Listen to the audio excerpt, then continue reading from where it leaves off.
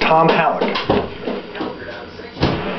Smells good. It's getting there.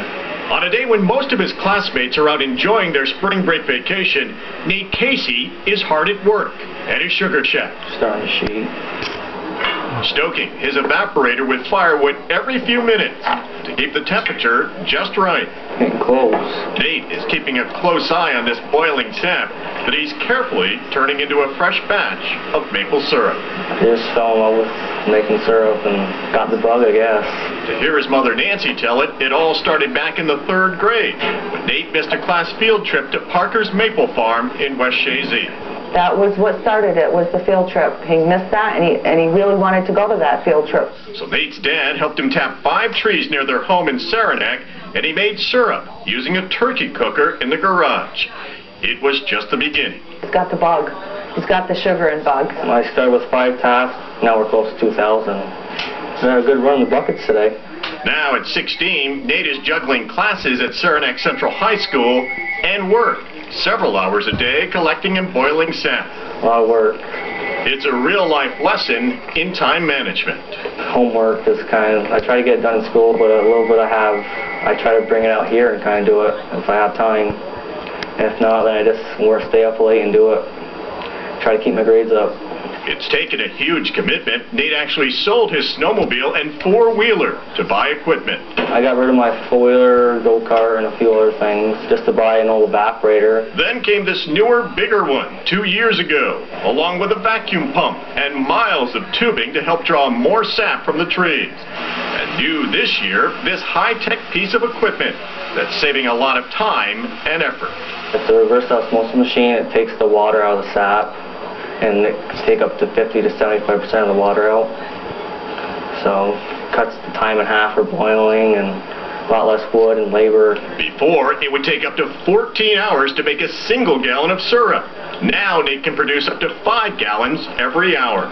Much of it he sells wholesale, but now this year he's also selling it retail at his sugar house in Saranac. We call it Casey Sugar House.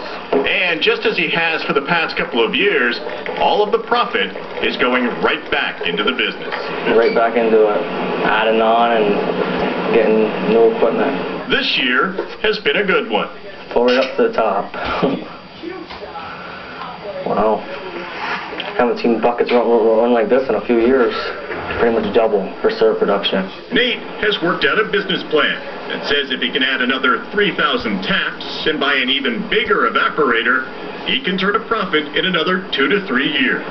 I like to keep growing and growing, making more syrup. I would like to get like everyone to know my name. And it's already paying off. Schoolmates and teachers who had no idea what Nate does after school now want to buy his syrup. And his commitment and good business sense have impressed many people, from neighbors like John Tetford, who lets Nate tap his sugar bush. I am totally impressed in Nate. I mean, it's just amazing. You know, most kids these days, you can't even get them to come mow your lawn. To his parents, who couldn't be more proud of what he's accomplished. This isn't what most 16-year-olds do. You know, they're out with their friends, they're out, you know, just hanging out. As his mother, I'm very, very proud. He's got a goal in mind, and I think he's going to achieve it.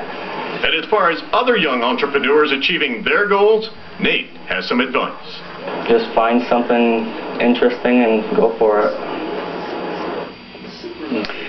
At the end, he says, find something interesting and go for it. I think that encapsulates maybe the entrepreneurial spirit. I mean, there's a young man who has it.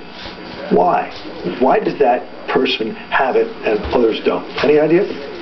That's an amazing story, and I'm just blown away by how dedicated and what a little entrepreneur he is at such a young age, because developing a business plan is pretty complicated, but he seems to quickly be able to put that together with the marketing, the management, the financing, developing the product, pricing, promotion, his own little distributor.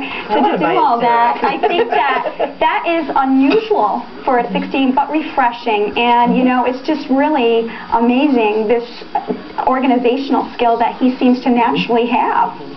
And I suspect a lot of hard work. Yes. He's obviously out in that field, tapping, plugging in to those trees, making the syrup. This is a lot of perspiration as well as inspiration. And he's given up a lot to make that happen as well. So he's learned not only to budget his money, but also his time very effectively. And what I'd like to do is invest in him. Yeah. And if Nate is watching, make sure he keeps up on his schoolwork. That's absolutely a great, great story.